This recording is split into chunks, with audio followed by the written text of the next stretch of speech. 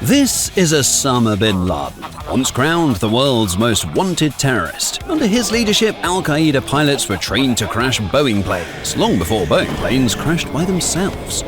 Twin towers, large dust clouds, brave firefighters running toward chaos. Sound familiar? Yep, in the end, it took the US nearly 10 years to hunt this terrorist leader down, from the smoldering twisted steel of Ground Zero to a quiet suburb in Abbottabad, Pakistan. I'm sorry, where? A goat fuck do I know somewhere city in a somewhere province of somewhere Pakistan. Anyway, in this video we will dive into the attacks on 9/11, the decade-long manhunt for the mastermind behind this plot, and the raid on the guy's chill mansion in that goat love-making place which we just mentioned. Let's talk about something a little more rewarding. Earning real money with FreeCash. That's exactly what we've been doing with FreeCash. FreeCash is a free platform where you earn real money by playing mobile games and completing simple tasks on your phone. It's legit. 4.7 stars on Trustpilot with over 280,000 reviews, and they've paid out over $250 million to 60 million plus users worldwide.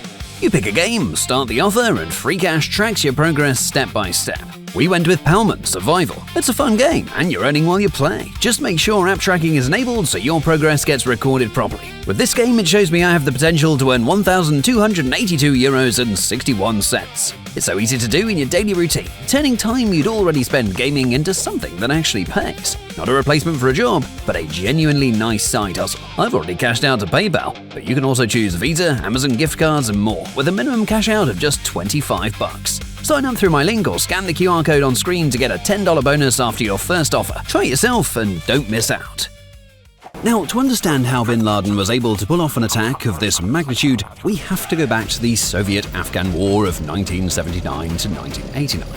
So during those years, the Soviet Union invaded Afghanistan because the Soviet Union was a superpower, and superpowers tend to mess around in South Asia and the Middle East. No history book required there. Now, after the Soviet Union was done invading and stuff, they shift changed with the Americans, who were slowly prepping for another shitshow known as the Gulf War. And during these years, a young fighter moved through the ranks and started to build a network of militants and financial backers. And these guys eventually formed al-Qaeda, a militant group who would continue the fight for defending Muslims worldwide. And by defending, we mean blowing stuff up while screaming, "God is the GOAT." Now, over the years, this militant group prepared their master project, an attack on the US, by hijacking commercial airliners and flying them into buildings. Spoiler alert, they actually succeeded. Well, mostly, since 4 hijackers on Flight 93 were getting their heads caved in by an angry mob of passengers before crashing their plane into a field. So, in the aftermath of the US attacks, President George W. Bush declared a war on terror, which the average American interpreted as "don't trust people with beards." So, in October 2001, President George W. Bush launched the US invasion of Afghanistan. The mission statement was simple, almost cute really. Destroy al-Qaeda, remove the Taliban, stop terrorism forever. Easy. Bombs dropped, the Taliban folded fast, and Kabul fell. From the outside, it looks like the US closed the net around bin Laden in speedrun fashion. Except the net was full of holes. During the Battle of Tora, Bora, the US relied heavily on Afghan militias for ground operations, which were not exactly the right people for the job. And additionally, the US upheld confidence that air power was enough to do the job. And ironically, the same confidence was shown by al-Qaeda 3 months earlier.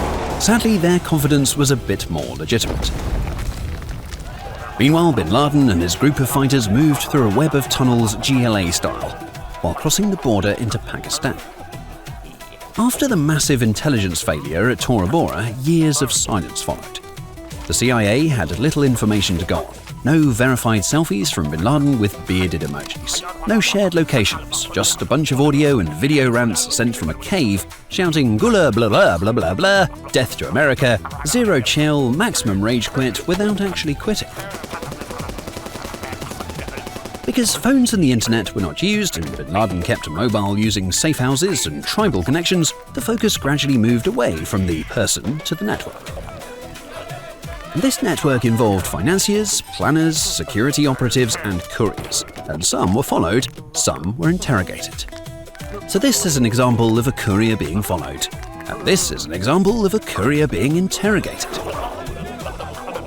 After this went on for some time, there was one particular courier who caught the CIA's attention. By mapping his routes, the courier led the intelligence analysts to a peculiar-looking building in a suburb in Abbottabad, Pakistan. This building had thick walls all around. However, there was no internet, no phone lines, and no letterbox with a sticker saying "No advertisement mail, your boy Osama." So, despite not being sure the target was in the compound, there were enough leads for the Americans to start prepping SEAL Team 6 for a visit. And by prepping, I mean SEAL Team 6 style prepping. That means building a replica of the entire compound and starting to play war games like it was frickin' CSGO server. After weeks of intensive training, President Barack Obama gave the go-ahead for Operation Neptune Spear, in the hopes bin Laden was, well, actually home. 2 modified stealth Black Hawk helicopters picked up the Navy SEALs from a US base somewhere in Afghanistan. They flew covertly at night across Pakistan to reach Abbottabad. And upon arriving in pitch-black darkness, one of the helicopters immediately crashed inside the compound. Al-Qaeda pilots are taking notes. Now, despite the crash, the SEAL teams moved quickly, blasting walls and doors as they worked their way to the upper floors. And while doing so, they shot and killed a few couriers and some bodyguards.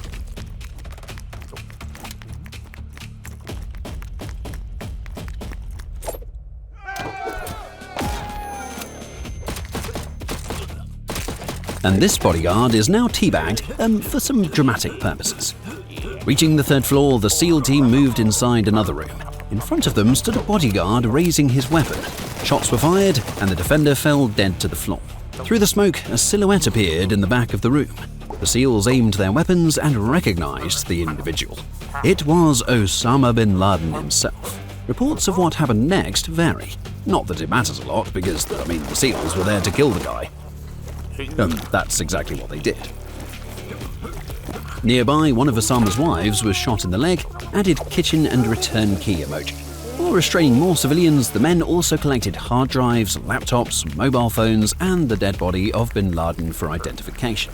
When the SEALs exited the building, the damaged helicopter was blown up. Immediately after, the whole team boarded the remaining Black Hawk, a cloud of dust was kicked up by the rotor blades, and the helicopter disappeared into the dark night. After the Navy SEAL team arrived safely back at the US base in Afghanistan, the body of bin Laden was moved to the carrier USS Carl Vinson for a burial at sea. Meanwhile, the CIA plowed through the evidence taken from the compound.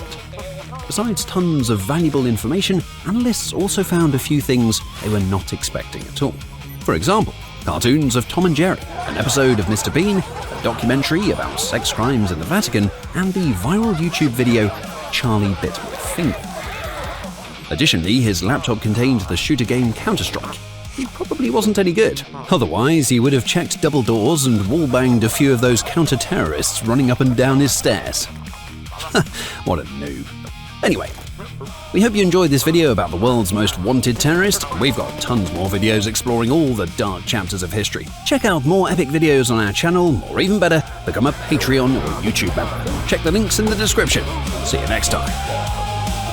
And one last thing before you go, try FreeCash using my link or the QR code on screen. It's completely free and you'll get that $10 bonus after completing your first offer. I'll update you on my earnings. Try yourself and don't miss out.